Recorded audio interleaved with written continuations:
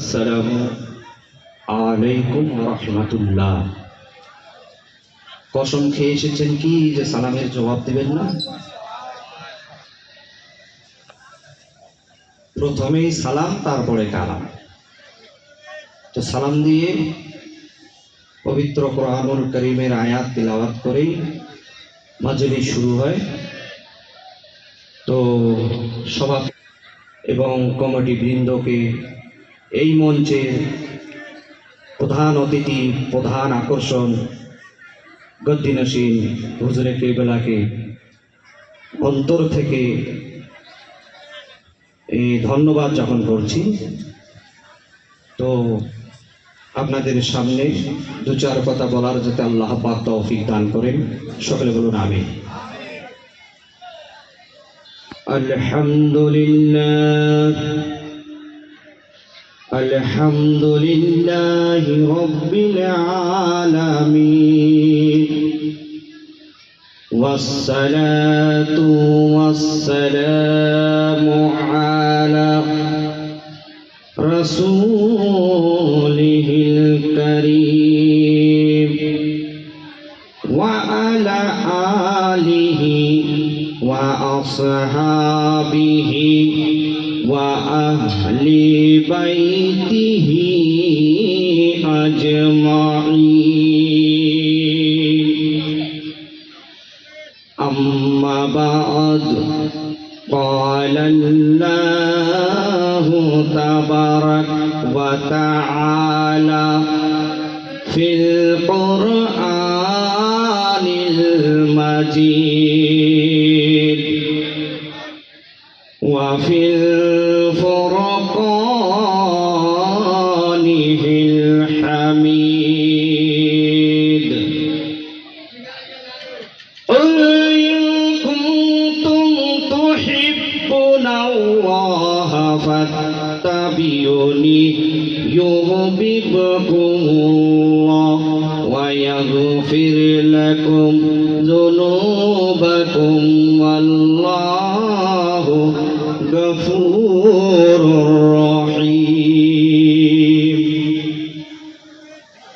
إن الله وملائكته يصلون على النبي يا أيها الذين آمنوا صلوا عليه وسلموا تسليما اللهم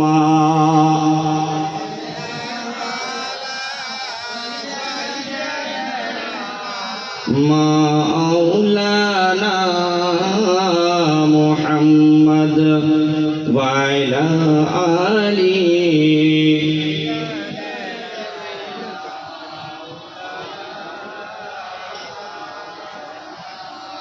बिन देखे मुहम्मद पर कुर्बान ज़माना है।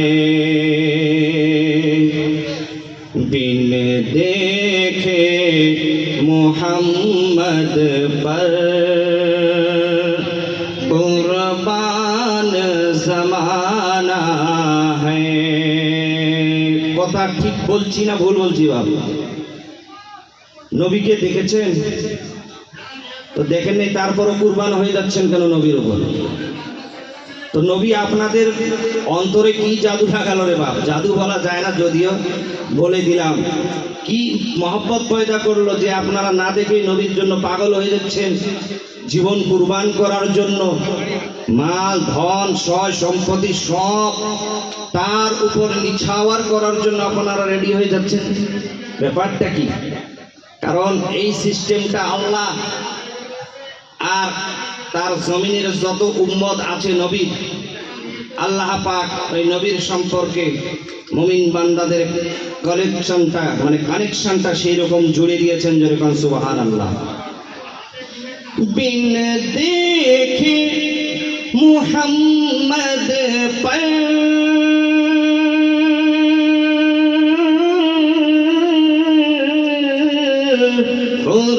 कुर्बान जमाना है,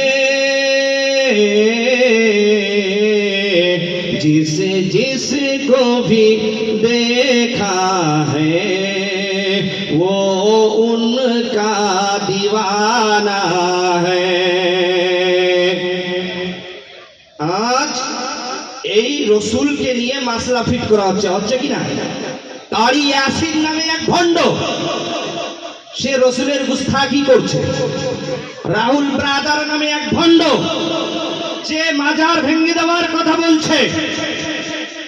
আর মুমতাজুল নামে এক ভণ্ড। এই মঞ্চ থেকে হুঁশিয়ারি প্রদান করছি, মায়ের বেটা যদি হয় তো উত্তরবঙ্গের জমিন থেকে আমি ওনাকে চ্যালেঞ্জ অনেক কয়েকবার পাঠিয়েছি, কিন্তু চ্যালেঞ্জ অ্যাকসেপ্ট করেন নাই। কথাটি হচ্ছে বাপজানেরা আমার, ঈমান কেড়ে নেওয়ার জন্য, ঈমানকে ধ্বংস করার জন্য এই পৃথিবীর জমিনে গোপ দাড়ি টুপি পাঞ্জাবিওয়ালা বিভিন্নরা আপনাদের সমাজে আবির্ভূত হবে। বলছে ইব্রাহিম নবী ইহুদি ছিল। নবী যদি প্রফেট যদি ইহুদি হয় তাইলে আমরা কি হলাম? আমরা কি মুসলমান থাকলাম? নবী ইহুদি থাকলে আমরা তার অনুসারী, আমরাও তো ইহুদি হয়ে গেলাম। চ্যালেঞ্জ করেছি এই কথার উপর তাকে আমি তওবা করাতে, যদি না পারি তো আমার নাম জয়নুল হক নয়। অনেক কয়েকবার ওর কন্ট্যাক্ট নাম্বারে আমি যোগাযোগ করার চেষ্টা করেছি, সুইচ অফ, মোবাইল বন্ধ, যতগুলো নাম্বার পাই সবগুলো এইরকম হয়ে যাচ্ছে। তো বাপজানেরা আমার, ঈমান ধ্বংস করার বিভিন্ন দিক দিয়ে মানুষকে, কিছু বক্তাকে এটাকে লেলিয়ে দিয়ে ক্রয় করে তাদেরকে ভালোভাবে শিক্ষা দিয়ে তাদেরকে মাঠে ফিল্ডে নামিয়েছেন, যাতে আমাদের আপনাদের ঈমান নষ্ট করা যায়। কথা ঠিক কিনা জোরে কোন? বাপজানেরা আমার, বর্তমান পরিস্থিতি মাওলানারা কত দিক দিয়ে সামলাবে, কত দিক দিয়ে সামলাবে বলুন? একদিকে দেখা যাচ্ছে বাবরি মসজিদ নিয়ে আমাদের আক্রমণ হচ্ছে, একদিকে দেখা যাচ্ছে মুসলমানের উপর আঘাত হচ্ছে, কিন্তু এই মঞ্চ থেকে আমি সম্প্রীতির বার্তা দিচ্ছি, ভালোবাসার বার্তা দিচ্ছি, মহব্বতের বার্তা দিচ্ছি। কারণটা হলো কি বাপজানেরা আমার, এই মুসলমান, ভারতের মুসলমান কেউ কিন্তু সন্ত্রাসী নয়। কাজী নজরুল ইসলাম যেমন একদিকে তারা ব্রিটিশ তাড়ানোর জন্য যেরকম কাজ করেছিল, অপরদিকে এই ভারতবর্ষের সনাতনী ভাইদের হয়েও অনেকেই কাজ করেছিল। একজোট হয়ে যারা আমরা কাজ করেছিলাম, তখন এই ভারতবর্ষ একটা সোনার ভারতবর্ষে, স্বাধীন ভারতবর্ষ হতে পেরেছিল। জোরে কোন সুবহানাল্লাহ। বাপজানেরা আমার, হক কথা বলি, হক ঠাক করে বলে দিয়ে যাব। কাজী নজরুল ইসলাম বলছে, মন্দির আর মসজিদ ওই শয়তানদের মন্ত্রণাগার রে অগ্রদূত, ভাঙতে এবার আসছে কি জাত কালা পাহাড়। জানিস যদি খবর শোনা, বদ্ধ খেছার খেলা টোপে উঠছে আজি ধর্মদোজা, টিকিরিকিতে দাঁড়ির ছোপে। নিন্দাবাদের বৃন্দাবনে ভেবেছিলাম আর গাইব না গান, থাকতে নারী দেখে শুনে সুন্দরের এই হীন অপমান।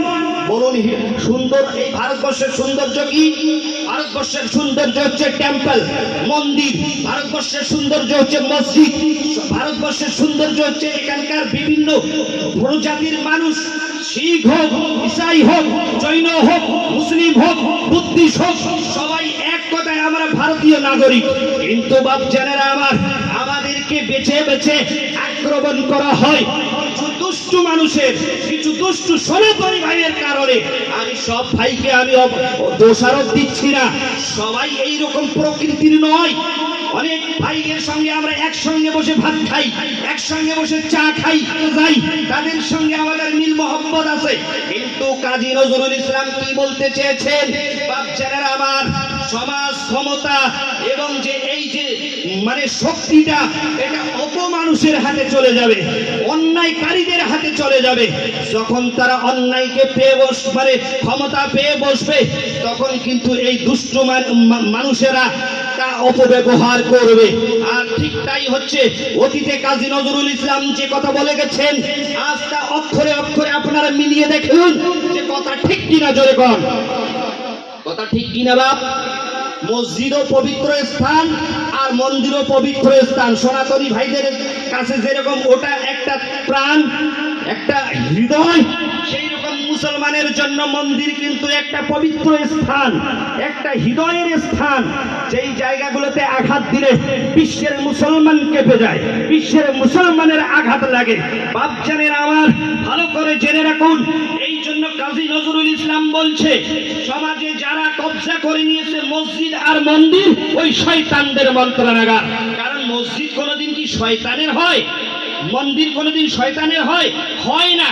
কারণ মসজিদ এবং মন্দিরে যারা বসে, যারা ক্ষমতায় আসে, কাজী নজরুল ইসলাম বোঝাতে চাইছেন ওই মানুষরা পরহেজগার হওয়া দরকার, ওই মানুষরা ন্যায় পরায়ণ হওয়া দরকার, ওই মানুষরা ভালো হওয়া দরকার, সার্বিক চিন্তা ভাবনা করা দরকার। কথা ঠিক কিনা বলুন তো?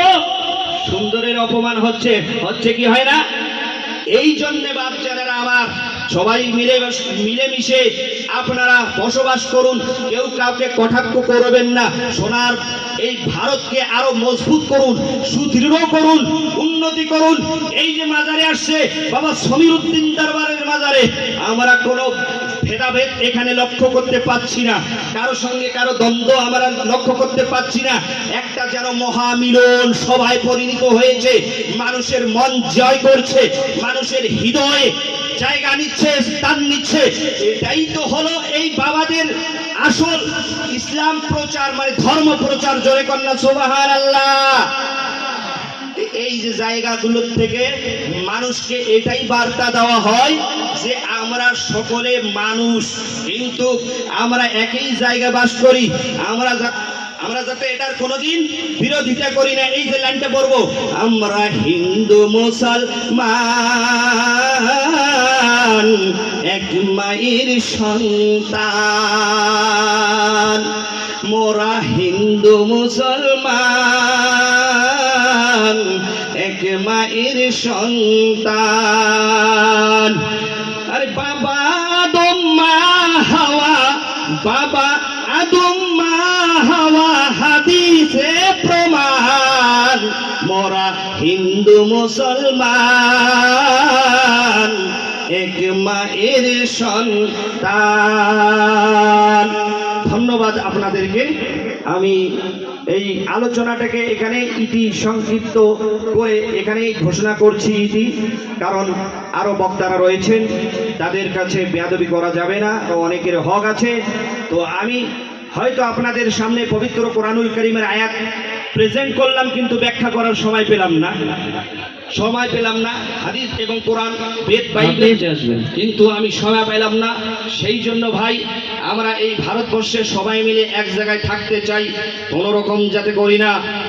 আপন আপন ধর্ম, আপন আপন জায়গায়।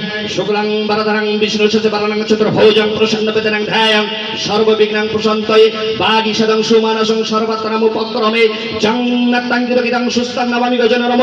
নমো ধর্মায় মহতে কৃষ্ণ বিদহসে ব্রাহ্মণভ্য নমস্কৃত্য ধর্মং বক্ষ্য সনাতনম নারায়ণং নমস্কৃত্য নরচৈব নরোত্তমম। আচ্ছা, এই যে মন্ত্র পাঠ করলাম, আমাদের স্টেজটা তো কোনোদিন নাপাক হয়ে যায় নাই। আল্লাহর নবী আমাদের এ শিক্ষাও দেয় নাই যে অন্য কোনো ধর্মকে আঘাত করো, আমাদের নবী এটা শিক্ষা দেন নাই।